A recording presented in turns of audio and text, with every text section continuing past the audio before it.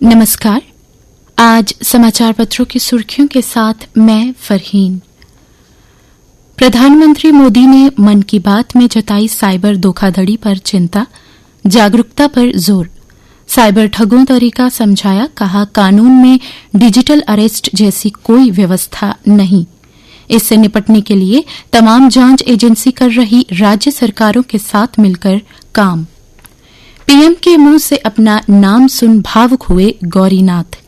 रविवार का दिन नगर के वार्ड 7 के शक्तिनगर में रहने वाले सारंगी वादक गौरीनाथ के लिए बहुत ही खास रहा।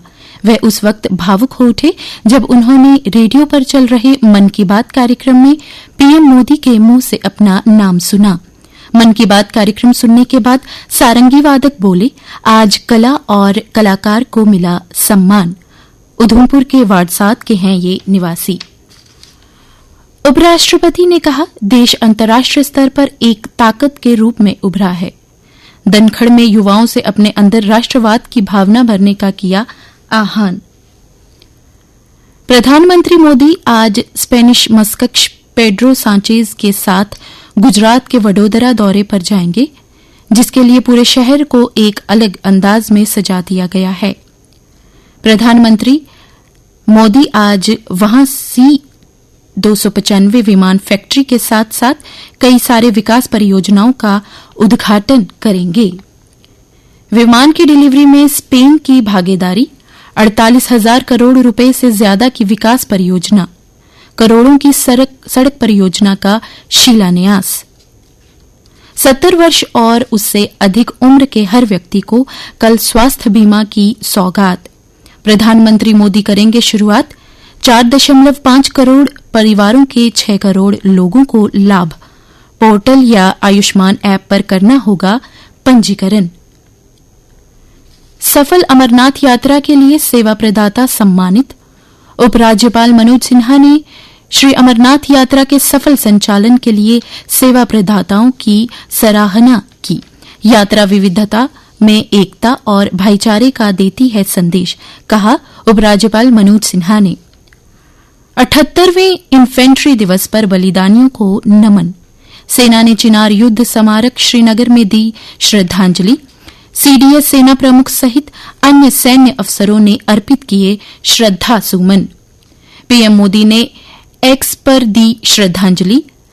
लद्दाख में 21,650 फुट ऊंची चोटी पर फहराया तिरंगा। सेना की फायर एंड फ्यूरी कोर ने मनाया शौर्य दिवस।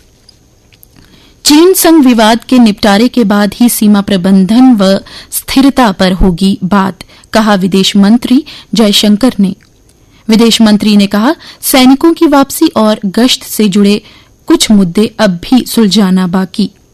अगला कदम तनाव कम करना, पर यह तभी जब हमें यकीन हो कि दूसरी तरफ से भी ऐसा हो रहा है। वकीलों की ही नहीं, जम्मू संभाग की भी आवाज बुलंद करती है बार।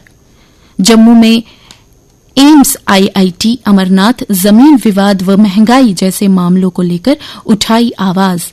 आमजन के हितों को लेकर पूर्व में बार ने कई बार किया संघर्ष। आगामी बार से भी यही आस। एक छत के नीचे सभी अदालतों का संचालन आम लोगों से है जुड़ा। बार एसोसिएशन के चुनाव पर सबकी नजरें। लद्दाख की सुरु घाटी विश्व के शीर्ष 25 पर्यटन स्थलों में शामिल।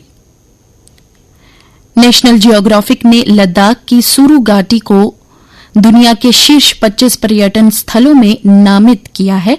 इसके मनमोहक परिदृश्य, सांस्कृतिक विरासत और शांत वातावरण दुनिया भर के रोमांच प्रेमियों और आध्यात्मिक साधकों को आकर्षित करते हैं। घाटी को अद्भुत परिदृश्यों और शांत वातावरण के लिए विश्व स्तर पर मिली मान्यता। मनरेगा के तहत रोजगार सृजन में कोई कटौती नहीं। केंद्र सरकार ने कहा, योजना के तहत नामांकन का लक्ष्य तय करना संभव नहीं। 2024 से 25 के लिए योजना में 86,000 करोड़ रुपए का आवंटन अब तक का सर्वाधिक।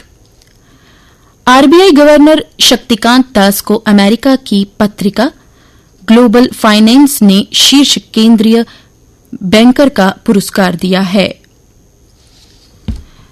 प्रधानमंत्री नरेंद्र मोदी ने रविवार को बेंगलुरु दक्षिण से युवा भाजपा सांसद तेजस्वी सूर्या को बधाई दी, जो आयरनमैन 70.3 गोवा स्पर्धा में भाग लेने वाले पहले सांसद बन गए हैं। ये एक ट्रायथलॉन प्रतियोगिता है जिसमें 1.9 किलोमीटर तैराकी, 90 किलोमीटर साइकिल चलाना और 21.1 किलोमीटर दौड़ शामिल है। और अब कुछ अन्य समाचारों के साथ मेरे सहयोगी योगेश्वर शर्मा। धन्यवाद फरीन। शहरी परिवहन में जम्मू शहर देश के सर्वश्रेष्ठ स्थान पर। श्रीनगर को भी मिला सम्मान। ई ऑटो तथा ई रिक्शा की श्रेणी में केंद्र ने किया पुरस्कृत। अमेरिका की ग्लोबल फाइनेंस पत्रिका ने एसबीआई को 2024 के लिए भारत का सर्वश्रेष्ठ बैंक घोषित किया।